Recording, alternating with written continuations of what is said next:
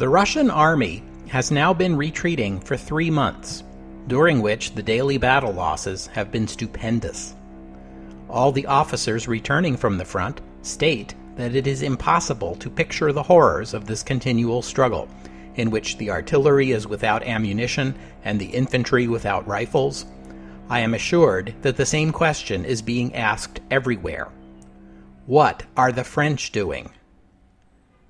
A letter dated August 14, 1915, to French Commander-in-Chief Joseph Joffre from the French War Minister Alexandre Millerand. Welcome to the history of the 20th century.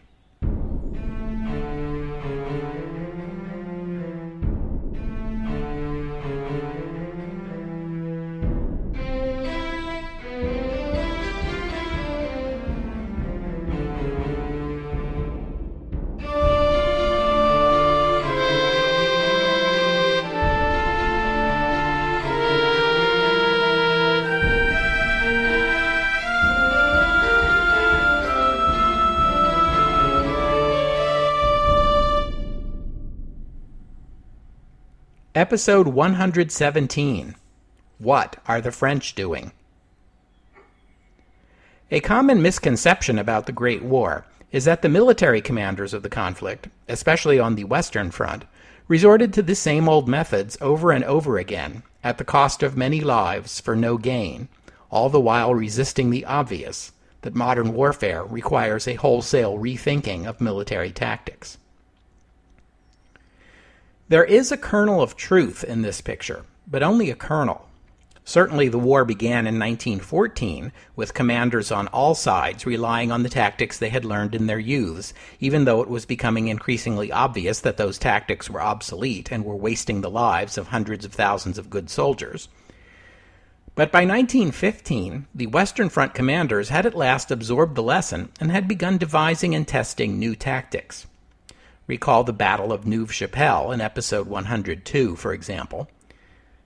By autumn of that year, some guiding principles of offense in this new kind of warfare were developing in the minds of French and British commanders. The first principle was that reconnaissance is your friend. An offensive has to be planned with great precision and care.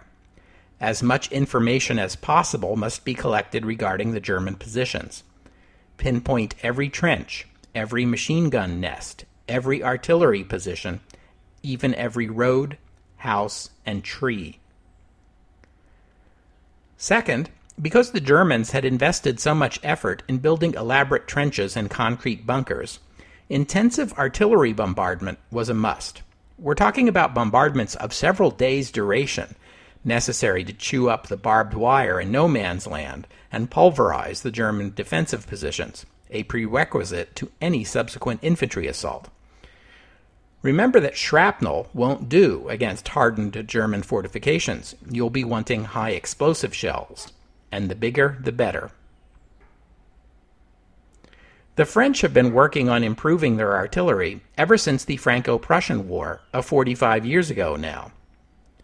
If you've been with us since the beginning of the podcast, you may recall I've mentioned this a couple of times back in the early years of the century. The crime Alfred Dreyfus was accused of was handing over French artillery secrets to the Germans, a very serious accusation, since these were among the most important secrets the French military had. The British, in contrast, find their army under-equipped, both with heavy artillery guns and high explosive shells to fire from them. But by the second half of 1915, the British are scrambling to make up this shortfall. The third lesson, learned at Neuve-Chapelle and elsewhere, was that small breaches of the enemy line weren't accomplishing anything. The idea behind penetrating an enemy line is that once your soldiers get through, they can turn to the left or right and attack the enemy soldiers fighting at the edges of the breach, from the side and from behind, directions from which the enemy are poorly prepared to defend themselves. But experience had shown that the only thing the enemy needed to counter those follow-up attacks was a few machine gun positions at the edges of the breach. These could not only stop an attack, even from the side or rear, but could also be used to lay down fire into the breach against the advancing soldiers, making it dangerous and costly even to enter. Fourth, experience showed that even if advancing soldiers captured an enemy trench, they seldom could hold it against the inevitable enemy counterattack. We've already seen this. The frontline trenches have communication trenches leading to them from the rear, allowing the enemy to quickly push reinforcements into the frontline trench. Therefore, if the capture of the enemy trench is going to mean anything, the attacker is going to have to pour in large numbers of reinforcements as well, and press on, deeper into the enemy rear. It became doctrine that any assault toward an entrenched position would need to be backed up by a large force of reinforcements as the second wave. These reinforcements would need to be kept close to the front line and ready to go on the local commander's word, because communication during an offensive has also proved difficult. In the Great War, armies routinely strung telephone lines to their trenches so that commanders in the rear could communicate directly and instantly with the front line. These telephone lines could be run safely through the communication trenches or even buried underground, but when soldiers went over the top and assaulted the enemy, they quickly lost the ability to send reports or receive orders. Telephone lines could be strung across no man's land, but artillery barrages generally severed these in pretty short order. When planning began for the next Allied offensive in the fall of 1915, General Joffre would attempt to build on this experience. The need for the Allies to begin yet another offensive in the West became increasingly clear as the situation deteriorated on the other fronts. The Russians were falling back, giving up large swaths of territory in Galicia and Poland, and now even Lithuania. These are the retreats that moved the French war minister to send the letter I quoted at the top of the episode. The Gallipoli campaign had failed, the Italians were stymied, and it was becoming increasingly clear that the Central Powers were preparing a move into the Balkans. One important reason for the Central Powers' successes in the East was the willingness of the German Chief of Staff, Erich von Falkenhayn, however reluctantly, to divert forces there from the Western Front. The French and the British were aware that the numbers of Germans on the Western Front were declining, while the numbers of British and French soldiers on that front were growing. By autumn, Allied soldiers on the Western Front outnumbered the Germans by several 100,000, numbers that would have guaranteed a successful offensive in any war prior to this one. But, as you know, the Germans have been skillful in the construction of trenches and fortifications to offset their numerical disadvantage. And this construction was still going on. With the passage of every week and every month, the German positions became stronger, easier to defend with fewer soldiers, leading Allied commanders to conclude that now was the time to strike, because any further delay would only make the offensive costlier while reducing the chances of success. Joffre himself had come to the conclusion that narrow breakthroughs here and there in the German front line would not be enough to throw the enemy back, so he conceived a plan of multiple broad offensives at different points on the front. This would also confuse the Germans, making it hard for them to determine where to send their reinforcements. The only way to push the Germans back would be to destroy their fortifications and force them to retreat simultaneously at multiple points along the front. General Ferdinand Jean-Marie Foch, the French strategist who had devised the ill-fated Plan 17, and who now is serving as assistant commander-in-chief for the northern zone of the front, had drawn a different set of conclusions. He thought the best way to push back the German line was through a sequence of phased offensives, each one pushing the Germans back a little bit, then pausing until the heavy artillery could be moved forward and repositioned for the next round of fighting. In British Army circles, this concept came to be known as bite and hold. Then there was the view of General Philippe Pétain, now in command of the French Second Army. He was a more junior commander, but had risen through the ranks rapidly in the past year, from brigade commander to division commander to corps commander, and now commander of an entire army. Pétain held to the view that the Great War would not be a war of maneuver and offense, at least not on the Western Front, but rather a war of attrition. The winner would not be the side that took the most real estate, but the side that could still bring fresh troops to the front after the other side had been exhausted. Pétain therefore advocated a defensive posture. Hunker down, preserve your forces, and let the Germans do the bleeding.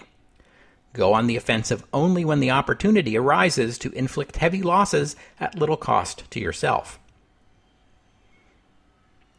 Now, none of these views are wrong exactly, but they are to some degree inconsistent. You can't adopt all of them at once. You have to make a choice.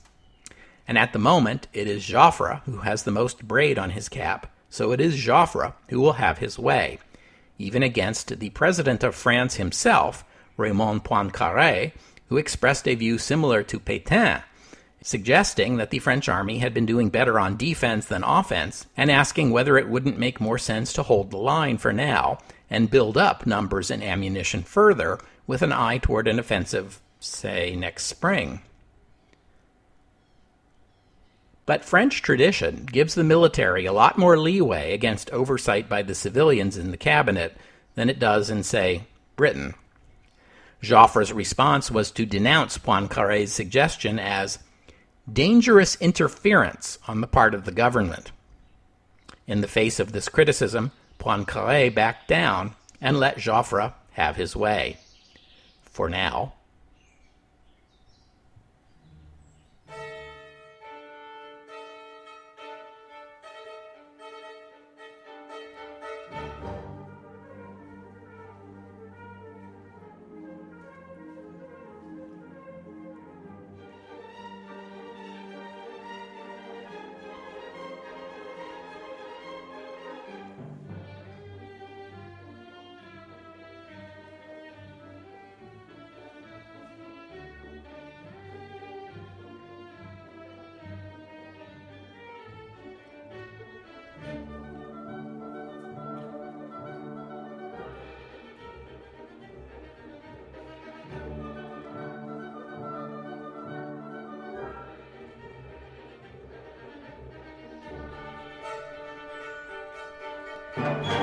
All right then, if General Joffre is going to have his way, and he is, then we're going with broad offensives on multiple fronts. So the next question is, where? Well, Joffre had already made up his mind about that. These offensives will strike at the same points in the German line that the Allies struck at in the spring, unsuccessfully. Remember that there is a huge salient in the German line at the point of the deepest German advance into French territory. On the map, it is shaped like a huge arrowhead pointed toward Paris. At the tip of the arrow, the Germans occupy the high ground on the bank of the River Aisne, which is an exceptionally strong defensive position. So, we won't attack there then. Where instead? How about on the flanks of the arrowhead? This gives two possible sites. One is in the French region of Artois, on the German right flank. The other is in the Champagne, or Champagne region, on the German left flank. These were the obvious points of attack. Indeed, they were the same places Joffre had already tried in his spring offensive. The temptation to give them another try was too great to resist. Advances along these fronts would threaten the rail lines the Germans were using to supply their units in the salient, which could force the Germans to make a major withdrawal. Joffre decided the main offensive would be in Champagne, with the attacks in Artois partly a ruse to divert German reinforcements. There are good reasons for this choice. Artois is a more densely populated region, with more buildings, more industry, and generally more cover for the German defenders, and therefore less suitable ground for offensive operations. Champagne, on the other hand, and I'm sure you don't need me to tell you this, is a rural agricultural region renowned for its production of onions, not to mention barley, rapeseed, beets, alfalfa, and peas, and I understand they even grow grapes there. This is much better terrain for offensive combat. And so the French 2nd and 4th armies would attack here. The other offensive in the Artois would be conducted by the French 10th Army and by the British Expeditionary Force.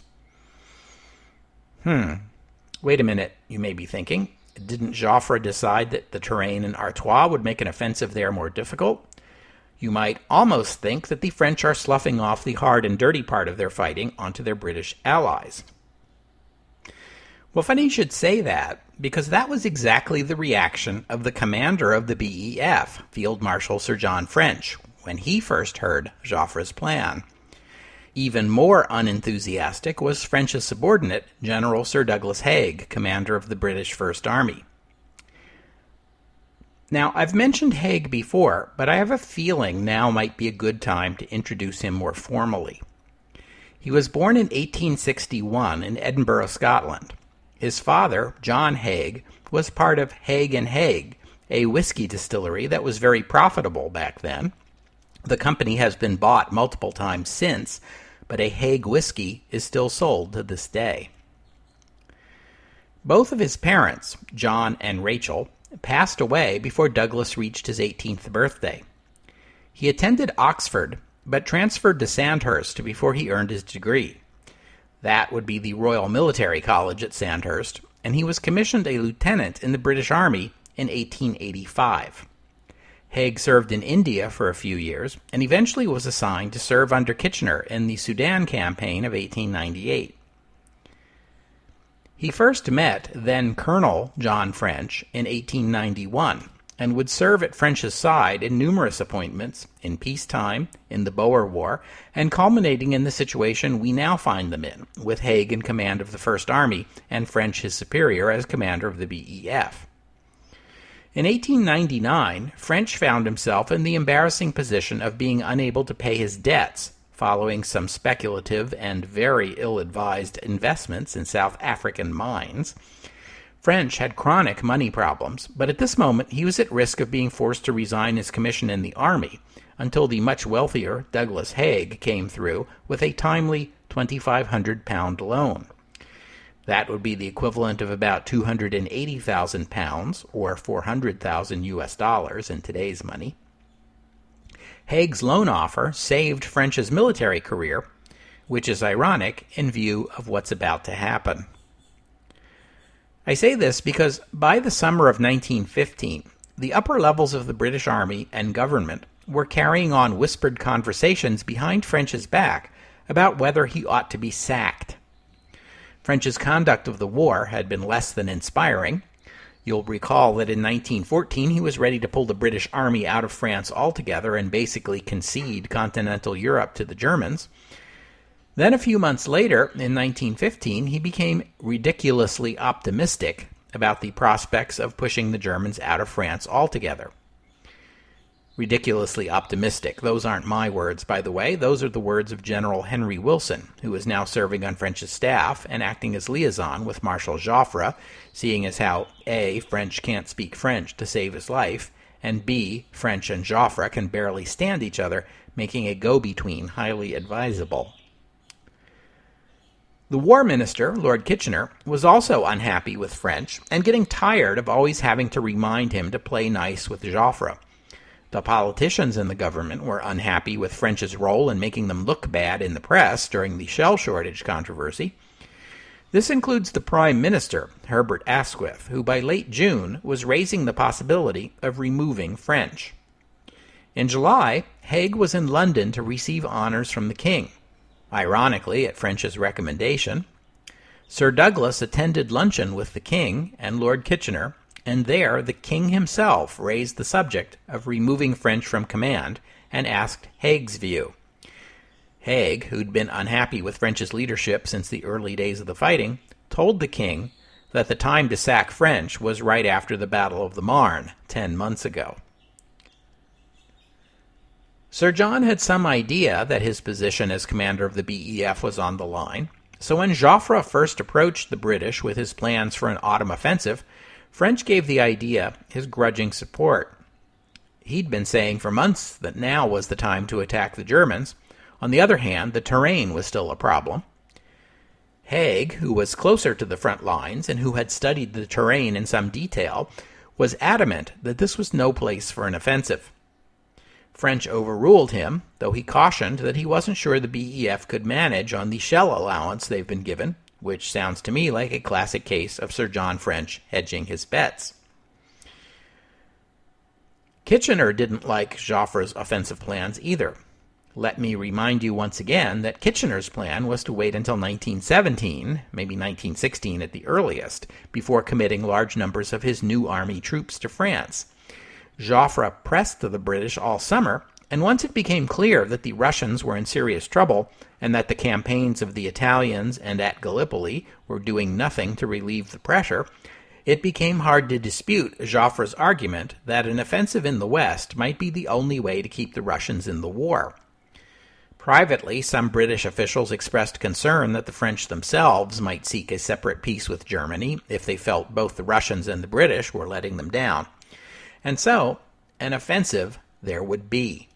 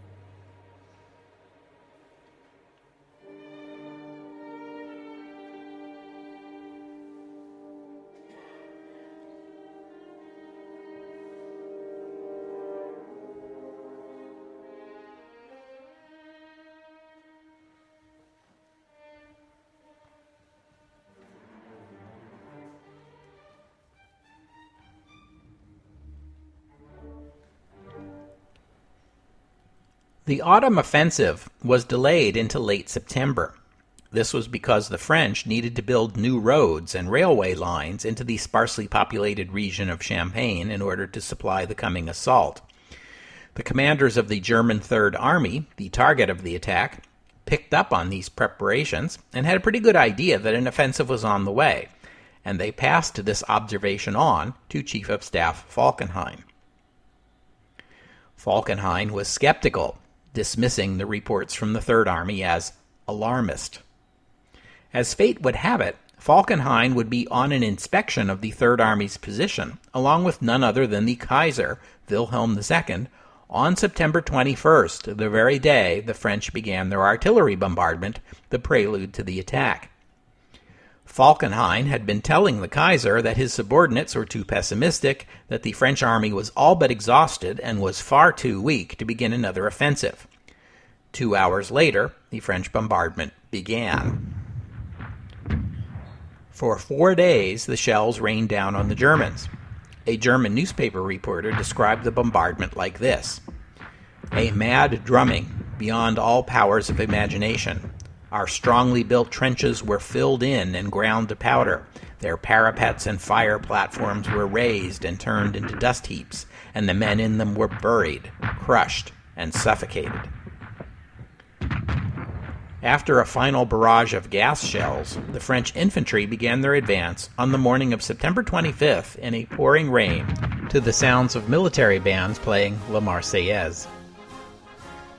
19 French infantry divisions, with 7 more in reserve, assaulted the 6 German divisions opposite them. Some of the French soldiers were specialists in rooting out and mopping up entrenched German infantry.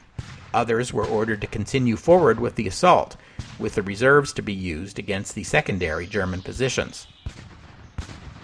The French broke through the German lines at multiple locations, and a panicky staff officer in the German Third Army began to drop orders for a general retreat until Falkenhayn found out and relieved him. The Third Army was ordered to hold its ground, whatever the cost. And hold it they did. The Germans had also learned from their Great War experience, and one of the most important lessons they had learned was what we today call defense in depth. Since experience had shown that attacking soldiers might seize a trench, yet have difficulty holding it, the Germans built on this idea by constructing multiple trench lines. Where possible, the Germans built these second and third line trenches on the rear-facing slopes of ridges where the French couldn't see them. And if the French couldn't see them, they also couldn't destroy them with their artillery bombardments. This meant that the exhausted French soldiers who took a German trench after heavy fighting would find themselves merely facing another trench, a trench with its parapets and barbed wire still intact. The French pressed their attack for 4 days, to no avail. Joffre was finally forced to call off the offensive for a lack of artillery shells. General Pétain, who saw the futility of continuing, had in fact halted his own army's attacks before getting formal permission from Joffre, an action that only boosted Pétain's reputation. How is it that the presence of deeper German defenses surprised the French, you may wonder? What about aerial reconnaissance? Well, the Germans have been working that problem too. You'll recall that the Italians were the first to use airplanes in warfare during their conflict with the Ottomans in Libya. They used airplanes for reconnaissance and for bombing. Balloons and zeppelins could also be used for both purposes, and by the early days of the Great War, everyone was doing it. This led to the introduction of ground-to-air and air-to-air weapons. This is a bigger topic than I have time to get into today. I hope to do a dedicated episode to aerial combat in the Great War, but that'll have to wait for later. For now, suffice it to say that by the middle of 1915, the Germans had introduced the Fokker Eindecker. These machines were an early example of aircraft designed specifically for the mission of shooting down other aircraft. I'll get into their details later, but for now let's just say they were faster, more maneuverable, and more deadly than anything the French or British had at the time. And during this period, from the summer of 1915 through the spring of 1916, the Germans would enjoy what we today would call air superiority over the Western Front. In a nutshell, that means they control the air, German reconnaissance can fly in safety with fighter support, while Allied aircraft generally get shot down.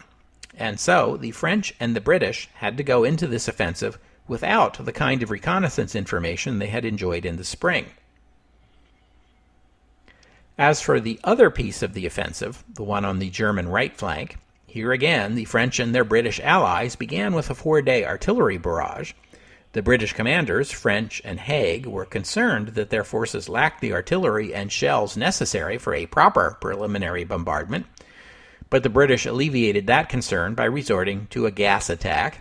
Yes, the very same weapon that had sparked such outrage when the Germans used it against them would now be turned back on their enemy. I suppose the most charitable gloss you can put on this is to note that the Germans used it first, so they have no right to complain. On the morning of September 25th, just minutes before the attack was to begin, the British troops opened over 5,000 cylinders of chlorine gas, a quantity comparable to what the Germans had released back at the Second Battle of Ypres. The British attack was far less successful than the German attack had been. The Germans had been lucky with regard to the wind, which had moved the gas to exactly where the Germans had wanted it to go. The British were not so fortunate. The winds were calm that day, or indifferent, or in some cases blew the gas back into the British lines. British soldiers were supplied with gas masks, but inexperienced as they were, tended to take them off because they couldn't see properly or because they didn't realize how dangerous the gas really was. The British attack achieved an important initial success, liberating the French town of Loos. But once again, they were unable to hold their gains against the inevitable German counterattacks. As was the case in Champagne, the Allied offensive sputtered to a halt in a few days with only minimal gains, most of which were recaptured by the Germans before the end of the year, including the town of Loos. The statistics for this offensive are grim. The French lost just under 200,000 casualties, and the British about 60,000. German casualties were around 120,000, or less than half the Allied number.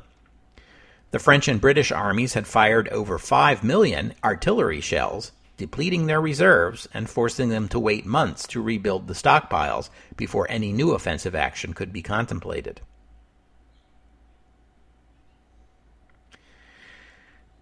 And before we examine the consequences of this offensive, I want to take a moment here to point out the confusing nomenclature of Great War battles. I have been referring to the offensive we're discussing today vaguely as the Autumn 1915 Allied Offensive on the Western Front, or words to that effect, because I think that's easy to understand. But history has other ideas. In most histories of the Great War, you'll find the Champagne piece of the offensive referred to as the Second Battle of Champagne, the First Battle of Champagne being the Champagne portion of Joffre's offensive last spring. The offensive against the German right flank is usually called the Third Battle of Artois, the First Battle of Artois being part of Joffre's winter offensive, and the Second Battle of Artois, Joffre's spring offensive. The British call their piece of this offensive the Battle of Loos. In this podcast, I've been trying to avoid throwing all these names and numbers at you because I think it gets pretty confusing. I prefer simply to think in terms of Joffre's Autumn 1915 offensive. But I will have to mention these names from time to time, since if any of you want to do further reading on a battle I discuss, you'll need to know its official name to look it up properly. As far as the consequences of this failed offensive go, General Joffre got off pretty much unscathed thanks to the French Republic's tradition of deference to the military, and also to the internal disorder in the French cabinet. Remember that the end of the Viviani premiership and a cabinet reshuffle took place in October 1915, after Bulgaria entered the war. In Britain, it was another story. There, the failure of the offensive led to Sir John French being relieved of command of the British Expeditionary Force, and Sir Douglas Haig appointed to succeed him. The question of how to interpret this change of command is still controversial a century later. If you are an admirer of Douglas Haig, like many people, you would say that French's command of the BEF and his grasp of modern warfare have been disappointing at best, and the British Army's record, 1 year into the war, downright embarrassing. You could say he had it coming after his quarrels with Joffre and his press leaks meant to embarrass Lord Kitchener and the War Cabinet. Or you might just say that, fair or not, after a year of setbacks, the British government and public needed a scapegoat. On the other hand, if you are a partisan of Sir John, and there are a few, you might argue that Haig had coveted French's command for some time now, and had used his opportunities to schmooze with Kitchener and the King to blacken French's reputation. The immediate cause of French's ouster was Haig's insistence that he could have won the Battle of Loos, except that French failed to give him timely reinforcements.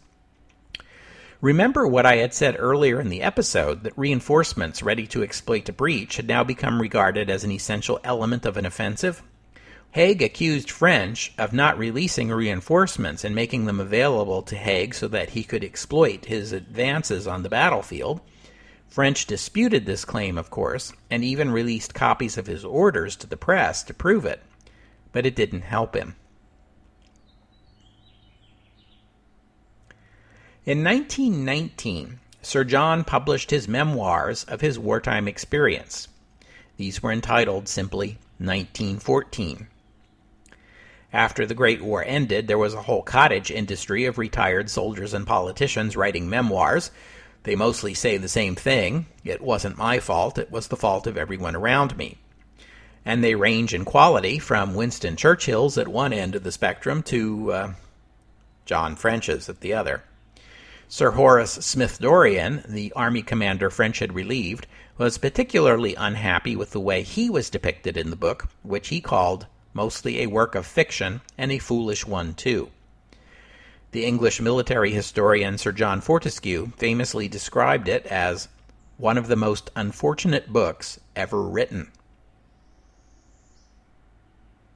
I think the most telling fact about the failure of the Allied offensive of autumn 1915 is that it didn't even force the Germans to postpone the coming Balkan offensive against Serbia, which went on as scheduled just as the Allied offensive was petering out. But it did have an impact on the thinking of the German Chief of Staff, Erich von Falkenhayn. He had already been thinking ahead to 1916 when Germany would shift its offensive back to the Western Front. He had envisioned an offensive similar to Joffre's plan, and Joffre's failure would cause Falkenhayn to revise his own plans. What came out of those revisions was the Battle of Verdun. But that is a story for another episode. We'll have to stop there for today. Thanks to all of you for listening. I'd also like to thank Mariana for her donation and Iñaki for becoming a patron of the podcast. If you'd like to become a patron, visit the website historyofthe20thcentury.com and click on the Patreon button, or click on the PayPal button to make a one-time donation. And a couple of you have asked me about making a donation by check through the mail, and I fully understand why you might want to do that. I've now posted a mailing address on the website if you'd like to donate that way. Visit historyofthe20thcentury.com and click on Help the Podcast for full information. And I hope you'll join me next week on the History of the 20th Century as we take a break from the Great War to check out the booming motion picture business in the United States, and in particular, how a young Englishman of humble origins is taking the industry by storm. The lunatics have taken charge of the asylum. Next week on the History of the 20th Century. Oh, and one more thing. One of the British soldiers who died at the Battle of Loos was John Kipling, the 18-year-old son of Rudyard Kipling, the British author, poet, and winner of the 1907 Nobel Prize in Literature. I've mentioned Rudyard Kipling in the podcast before, in places when I needed someone to be the voice of imperialism or jingoism. When the Great War began, Kipling became an ardent supporter of the war, which shouldn't surprise anyone. He became even more ardent after the rape of Belgium and the sinking of Lusitania, remarking, "Today there are only two divisions in the world, human beings and Germans." John Kipling had attempted to enlist in the Royal Navy at the beginning of the war, but was rejected because he was nearsighted. After 2 failed attempts to enlist in the Army, he finally made it after his father pulled some strings to get him in. John Kipling's unit was transferred to France in August, and he fell at the Battle of Loos on September 27th. The elder Kipling was devastated by the loss of his only son, but he kept his grief private, and we can only speculate how it affected his thinking. After the war, Kipling published Epitaphs of the War, a collection of poetic epitaphs modeled on ancient Greek epitaphs. A famous example of these Greek epitaphs is the one for the 300 Spartans who fell at the Battle of Thermopylae in 480 BC. That one reads, "Go tell the Spartans, you who read, we took their orders and are dead." Kipling's epitaphs are structured similarly, with a similar sting in the tail. The one that attracts the most attention these days is the one that reads, "If any question why we died, tell them, because our fathers lied." It seems probable that the fathers Kipling refers to here are meant to include the British government and military leadership of the time, and no doubt Kipling meant to condemn them for not doing enough to prepare Britain and her army for the war. But the question must also be asked, is one of the lying fathers the poem chastises Kipling himself, who lied to get his son into the army? No one can say for certain, but if it is, it's as close as Kipling ever came to a public admission of feelings of guilt